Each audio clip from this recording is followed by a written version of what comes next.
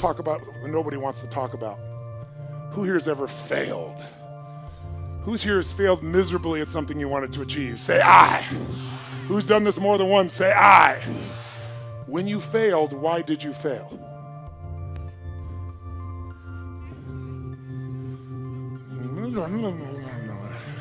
Why are you suddenly tongue-tied? Come on, tell you what. What did you used to say the reason you failed when you were bullshitting yourself? You know I know better, so you're not telling me the truth. What did you used to say? I failed because... Okay, good. I didn't have enough money. What else? Didn't have the right technology. Good, sir. Why'd you fail? I had the wrong people. They say I had the wrong leader. Isn't that interesting? It was the economy. Bad economy. Not enough time. Didn't have enough time.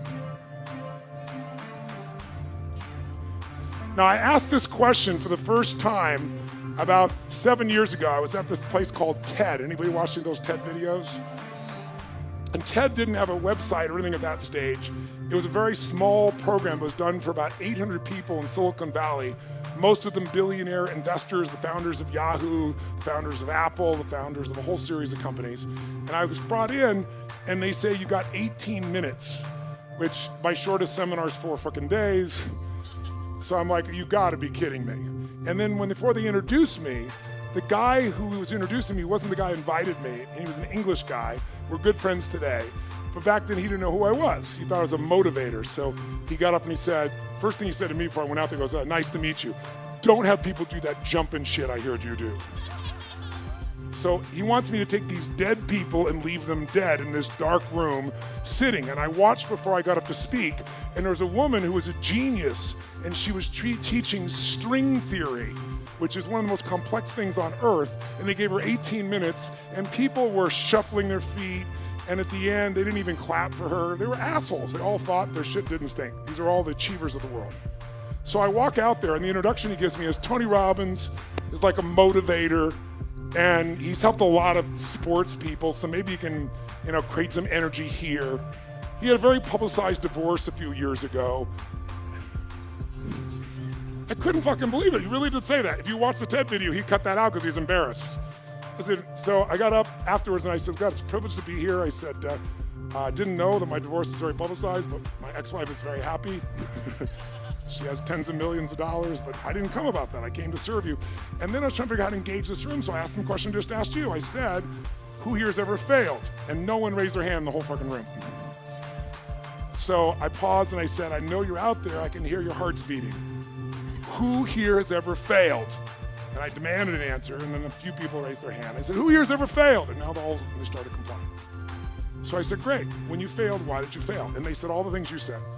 Didn't have enough time, didn't have the right technology, didn't have the money, didn't have the contacts, had the wrong people. The people said we had the wrong leader, right? And then this voice in the darkness, the whole room was pitch black, says, I didn't have enough Supreme Court justices. And I looked down, and it's Vice President Al Gore, who you probably don't know much about American politics, but he and Bush Jr., they tied, basically, and it had to go to our Supreme Court to decide who's going to be it, and he lost.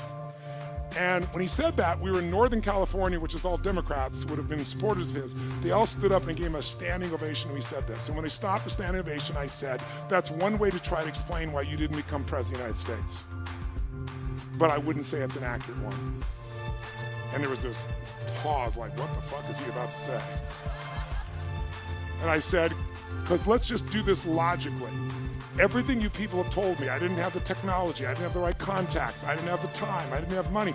Everything you've told me, I didn't have enough Supreme Court justices, those are resources. And so you're telling me I failed because I didn't have the resources. And I'm here to tell you what you already know. Resources are never the problem. It's a lack of resourcefulness is why you failed. Because the ultimate resources are emotional states. If you're creative enough, can you find the answer? Yes or no? If you're determined enough, can you find the breakthrough? Yes or no? If you're passionate, loving enough, can you get someone to help you? Yes or no? If there's no way that you're committed, can you find the money even if you don't have it? Yes or no? So I said creativity, decisiveness, passion, honesty, sincerity, love. These are the ultimate human resources. And when you engage these resources, you can get any other resource on earth.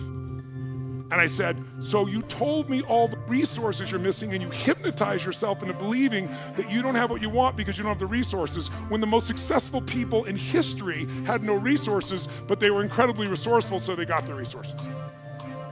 Resourcefulness is the ultimate resource. And if you don't have what you want, stop telling yourself the story because you don't have the money, you don't have the time. That's bullshit. It's because you haven't committed yourself where you would burn your boats. If you want to take the fucking island, burn your fucking boats, and you will take the island, because people, when they're going to either die or succeed, tend to succeed. But most of us give ourselves a way out, and that's why we don't have what we want. So if you and I really want to know what's going to take to get your dream and make it real, it's to stop all the things you told yourself that aren't. And I'm here to tell you what I said at the top of our discussion. 80% of success is psychology and 20% is mechanics. That's true of running your business. That's true of your intimate relationship. That's true of your body. That's true in your level of happiness. So you got to know the 20% because that gives you the edge, right? Those strategies, but you got to know the psychology. If you're in business right now, there's a few things. The chokehold, since, again, how many own a business? So I'm real clear. Really do own a business. You're not thinking about it, you own one. Raise your hand so I can see. Shit, most of you, I'm impressed. So if you own your business, I'll tell you right now, the chokehold on the growth of your business is you. It is not your people. It is the leader of this organization. The leader is the chokehold, and the chokehold comes in one of two forms. Your psychology. You think you've tried everything. You've tried everything but what fucking works. Who knows what I'm talking about here, right? Or it's a skill that you're missing. Like you really are incredible at writing code, but you don't know shit about accounting and finance, and it's eating your business alive. Because I gotta tell you, 96% of all businesses in a 10-year period of time go under. Only 4% make it. By the way, make it doesn't mean that you succeed and have any money. It just means you're still standing. 4%. And by the way, after 10 years, you're set, right? There's no more challenges. Ever heard of a company called Lehman Brothers?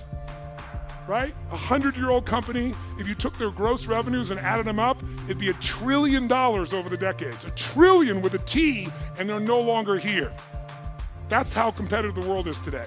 So if you got in a business and you're in it right now, I love you, I respect you as a brother or sister, and I know you're a crazy son of a bitch just like me.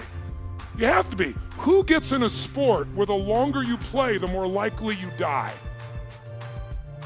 You're a gladiator if you're in business. A gladiator goes out there and they know every time I go out I can die, and the longer I stay in the game, the more likely I die, but every day they go out to win. That takes an incredible psychology. But in that psychology, we bump onto limits, and that's what you gotta shift. And if your psychology is solid, then you gotta say, where are the skills I'm missing? Because that's equally important. If you don't know how to market in the world we're in today, if you don't know the cutting edge of marketing, I'm only here today, I have the privilege to be with you here. How many of you are in this room because you listened to an audio, you read a book, or a friend? Let me separate. How many are here because you read an audio, read a book, or listened to an audio, and that created the basis for you to want to be here? How many are here because somebody told you, you've got to go see this guy? Let me see your hands, you saw that. Let me see your hands, nice and high so you can look around the room. So about 85% of the room. I created a brand, and that's why I have the privilege to serve you. But that brand came because I realized early in my career, I could have the best ideas in the world, but they're gonna die on my lips unless I can market them, unless I can build a brand. It is the most important thing today because the world is made up of commodities. The world is so competitive. If you're a commodity, if you're a race for the lowest price, you will be out of business within 10 years, probably more like 2 to 5. You have to have something that separates you from everybody else on earth, and until you find out that something, you will be stressed and you will be struggling. But everybody has it, or anybody can create it. That's my expertise. My companies, I started with 0. We do more than 5 billion with a B per year, my companies, combined. How the fuck did you do that when it's not even your focus? Well, thank you very much. I appreciate that very much. All the things I know right now, if I only knew back then, it's no getting over. I appreciate the applause, but I'm not telling you for that reason. I want you to get, I was never even out to be successful in business. I had a mission, but I realized I have to master business or that mission is gonna die. And you gotta get that too. Because otherwise you're gonna be one of the many, you're gonna work your ass off and not have what you deserve.